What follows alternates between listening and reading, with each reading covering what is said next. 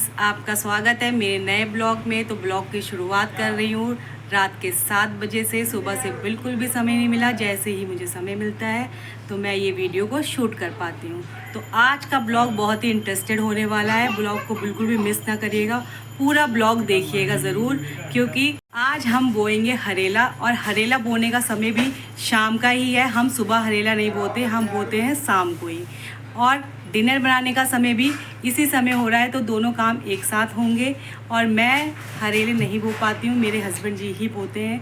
Last time तक सासू माँ ही बोती थी, लेकिन उनके पैर में चोट लग गई, जिसकी वजह से वो अब हरेला नहीं बो पाती हैं।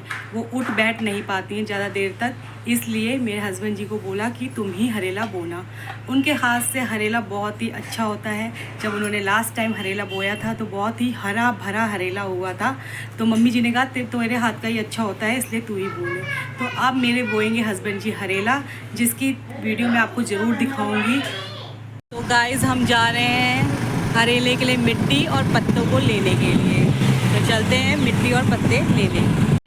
तो गाइस, हरेले बोने के लिए हमें कुछ इस तरीके के पत्ते चाहिए होते हैं, जो कि बड़े बड़े होते हैं। बड़े बड़े पत्ते चाहिए, जो कि इतना बड़ा हाइट में है ना ये पेड़, तो इसको मैं नहीं तोड़ पा रही हूँ, तो तोड़ रहे हैं हस्बैंड जी। तो इस तरीके से चाहिए होते हैं पेड़ पत्ते। और हमारे यहाँ पे ना तो गाइस, हरेले बोने के लिए हमको ना इस तरीके के पत्ते चाहिए होते हैं, बड़े बड़े पत्ते।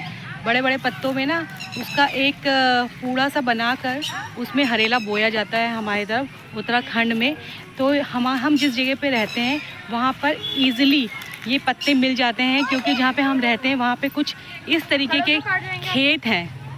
आप लोग देख सकते हो, इस तरीके के खेत हैं, जिससे हम ईज़िली इस पत्ते को ढूंढ सकते हैं और हमें मिल भी जाता है। देख सकते हैं इतने सारे पत्ते चाहिए, क्योंकि 2 पूड़े बनते हैं, एक छोटा बनता है और एक बड़ा बनता है। गाइस, अब हम पत्ते ले चुके थे, अब हम ले रहे हैं मिट्टी। मिट्टी भी हमें साफ़ जगह से लेनी होती है, गंदी नहीं लेनी होती है, क्योंकि ये पूजा के लिए इस्तेमाल की जाती है। तो गाइस, अब मैंने मिट्टी ले ली है और हम जा रहे हैं घर की तरफ को। गाइस, आज हम बो रहे हैं हरेला। हरेले बोने के लिए हमने तैयारी कर ली है। हमने 2 पूड़े भी बना लिए हैं। और हरेले बोने के लिए ना 5 चीज़ों की ज़रूरत होती है, या तो 5 या तो 7। तो इसमें है बहुत जौ, तिल, भुट्टा, बहुत सारी चीज़ें। ये हमारे कुमाऊँ पहले तो मम्मी जी बोते थे, हमारी सासू माँ इस हरेले को बोती थी, लेकिन अभी पिछले साल से ना उनको चोट लग गई है पैर में, जिसकी वजह से वो उठ बैठ नहीं पा रही है। इसलिए मेरे पति देव जी ही बो रहे हैं हरेला। वैसे तो मम्मी जी बोलते थे कि उनके हाथ का ही हरेला अच्छा होता है। पिछले साल मम्मी जी ने नहीं बोया, इन्होंने ही बोया था हरेला, इसलिए इनका हरेला बहुत ही हरा भरा हुआ। और गांव में बोलते थे कि ना जितने भी अंधेरे में हरेले को रखोगे उतना ही अच्छा होगा। जब हम हरेले को बोते हैं तो हम उसकी पूजा पाठ सब कुछ करते हैं। इन फल लेने के लिए जिस पेड़ में चढ़ी थी वो आप मेरे पूरे यूट्यूब के ब्लॉग से देख सकते हैं, वो आपको ब्लॉग में देखने के लिए मिल जाएगा। और मैं मिट्टी भी लेके आई थी। मिट्टी ना जो कि है साफ जगह से लेनी होती है, और उसमें मिट्टी के साथ साथ रेत का भी यूज़ किया जाता है, तब बोया जाता है एक हरेला। हरेले आज के दिन बोया जाता है और 16 तारीख को काटा जाता है।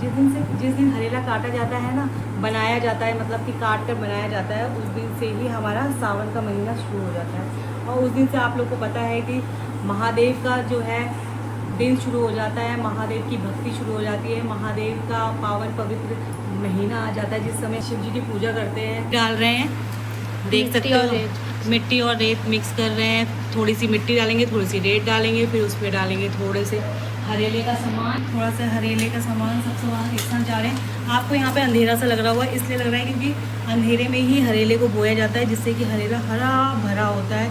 और फिर हरा भरा बहुत ही अच्छा लगता है, हरियाली से कितना अच्छा लगता है देखने में।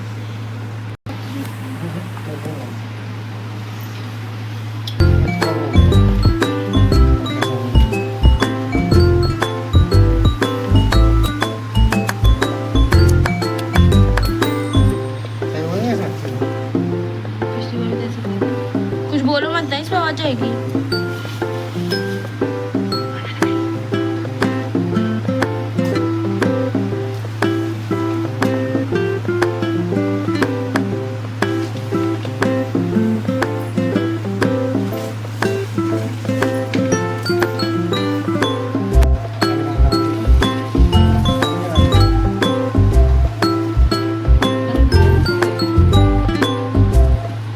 तो डिनर बन के हो गया है रेडी और छोले इस तरीके के दिख रहे हैं। आज मैंने बिना लहसुन प्याज के छोले बनाए हैं। तो आज हमें ऐसे ही खाने का मन कर रहा था, तो इसलिए बिना लहसुन प्याज के ही छोले बनाए हैं। तो बच्चे ज़्यादातर छोले राजमा खाना पसंद करते हैं, तोरी घिया को पसंद नहीं करते हैं। और यहाँ पर सब लोग कर रहे हैं डिनर,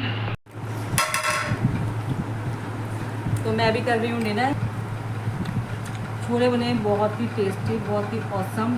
बिना लहसुन प्याज की भी सब्ज़ी बहुत टेस्टी बन सकती है, तो आप लोग एक बार ट्राई ज़रूर करना। और हम सब लोग नीचे बैठकर ही हाँ, सुबह का ब्रेकफास्ट हो, दिन का लंच हो या डिनर हो, नीचे ही बैठ के करते हैं। कभी भी बिस्तर में बैठकर खाना नहीं खाते, क्योंकि बिस्तर में बैठकर खाना नहीं खाना चाहिए। गंदे गंदे सपने भी आते हैं, इसलिए आप लोग भी सब लोग कभी भी बिस्तर में बैठ के खाना ना खाइएगा। हमने कर लिया है डिनर, और डिनर करने के बाद किचन में बर्तन थे, वो बर्तन भी मैंने धो लिए हैं। और फिर उसके बाद मैंने पूरी की किचन की सफाई। चाहे मुझे कितनी भी देर हो जाए, रात में 10 बज जाए, 12 बज जाए, बिना बर्तन धोए और बिना किचन साफ़ करे तो मैं सोती ही नहीं हूँ। तो पहले मैं करती हूँ किचन की सफाई, उसके बाद ही मैंने सोने जाने जाती हूँ। और फिर उसके बाद मैंने करा दूध गर्म, सबको दिया दूध। अब मैं जा रही हूँ सोने। तो आज का ब्लॉग यहीं समाप्त करती हूँ। कल मिलते हैं नए ब्लॉग में। Bye bye.